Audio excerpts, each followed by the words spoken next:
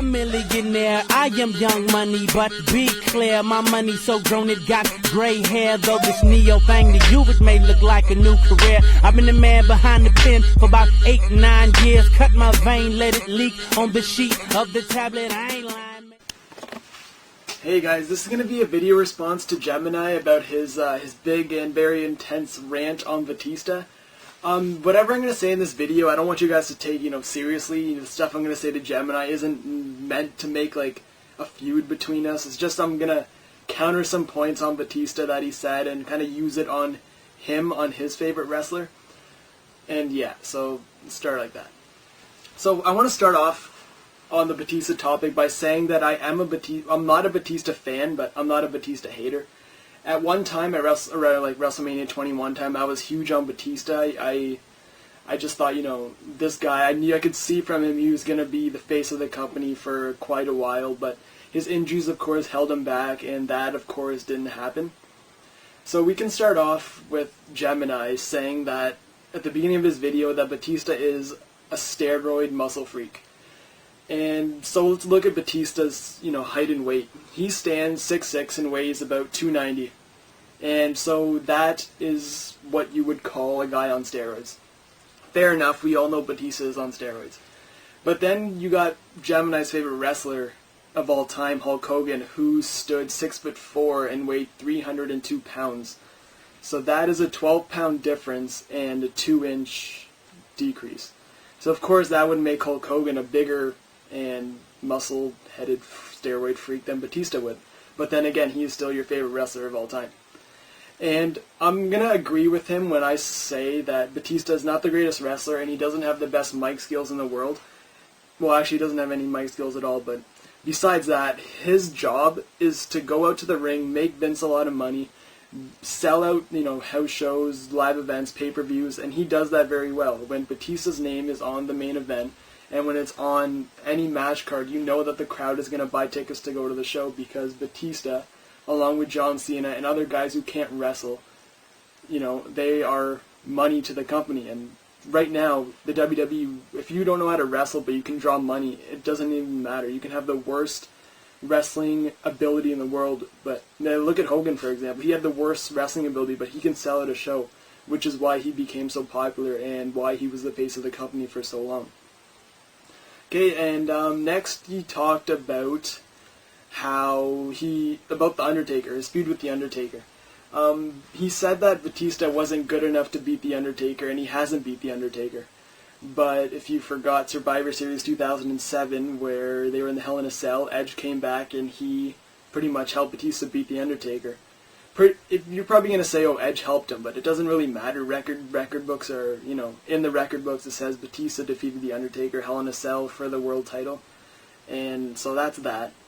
So Batista has beat The Undertaker. And pretty much that whole feud, I'm glad you mentioned that the feud was good. It made Batista look a credible champion. It made him look strong, and The Undertaker was just that guy, along with Triple H, to make Batista look better than he is. And guys like that, they can take wrestlers who have no skills at all, and just when they wrestle, it'll make them look 10 times better than they usually are. 4 guys that come to mind who are like that: Undertaker, Triple H, Ric Flair, and Shawn Michaels. Those 4 guys can take anybody and have an awesome match because they know how to work a match and they know how to make someone else look good. And then Gemini talked about how Batista is a smoker. And, well, in his previous videos, he talked about his 2 favorite wrestlers, first being John Cena, second being Randy Orton. And if you didn't know, Randy Orton is also a smoker. There is video on YouTube of him asking fans for cigarettes, and he exchanges the cigarettes for an autograph. So I don't know if that's kind of low to you, but it seems kind of stupid, but whatever. You do what you got to do to get a cigarette. And you want to say that smoking affects his wrestling ability.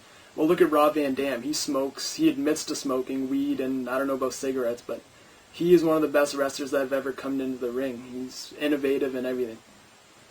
And even if Batista does smoke, I don't know if you have read this book, Batista Unleashed, but I'm assuming you haven't because you said that he coughs because he smokes.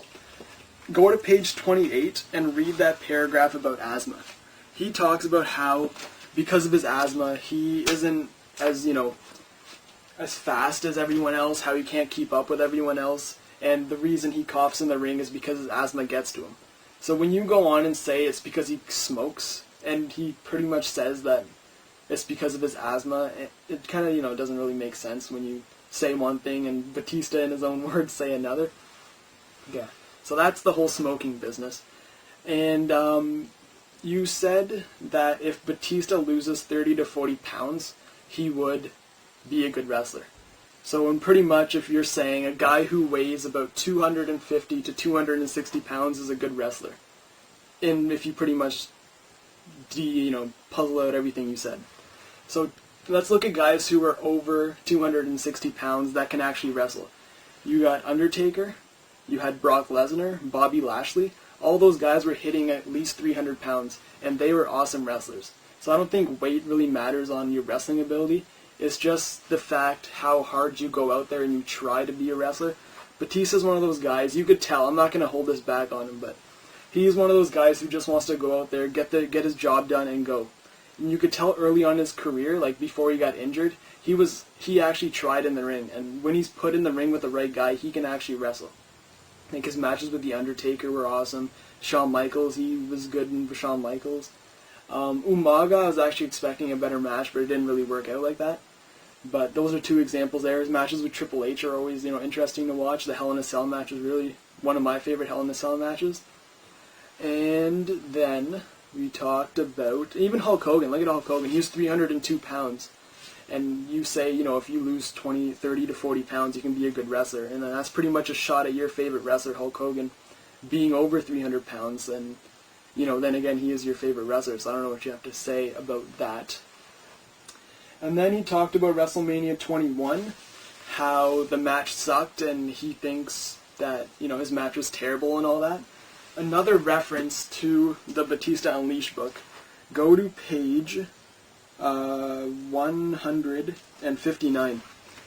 Read the paragraph, just a blur. He talks about how WrestleMania 21, there's a picture of him spine-bustering Ric Flair at WrestleMania 21. And then he talks about the whole match at WrestleMania 21, how he knows that the match was overshadowed by Shawn Michaels and Ric Flair, or Shawn Michaels and Kurt Angle. He says in there it's one of the best matches he's ever seen. He was mesmerized by the match, and he thinks it was one of the greatest matches of all time.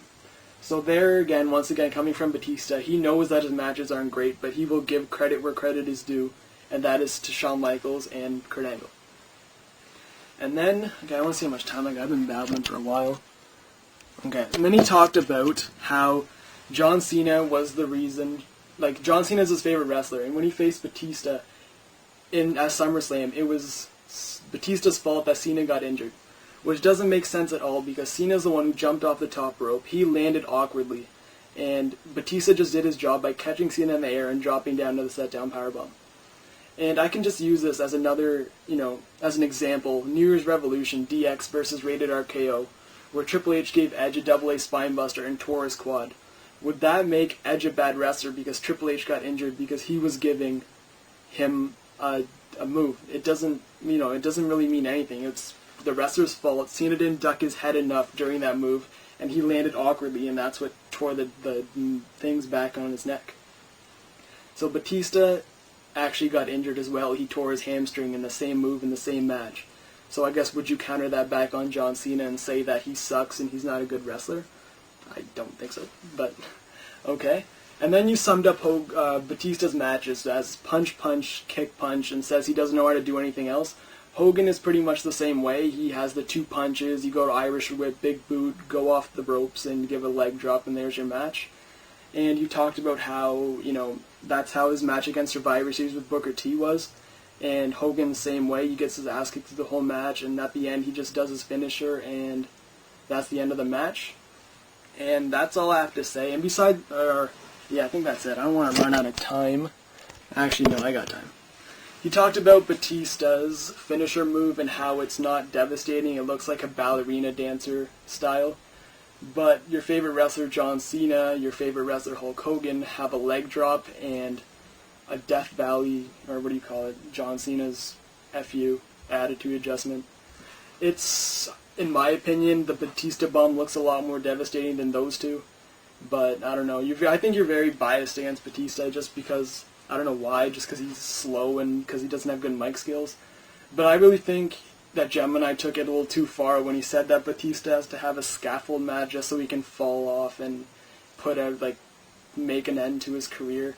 That, I think, was going a little too far, but that's just my opinion.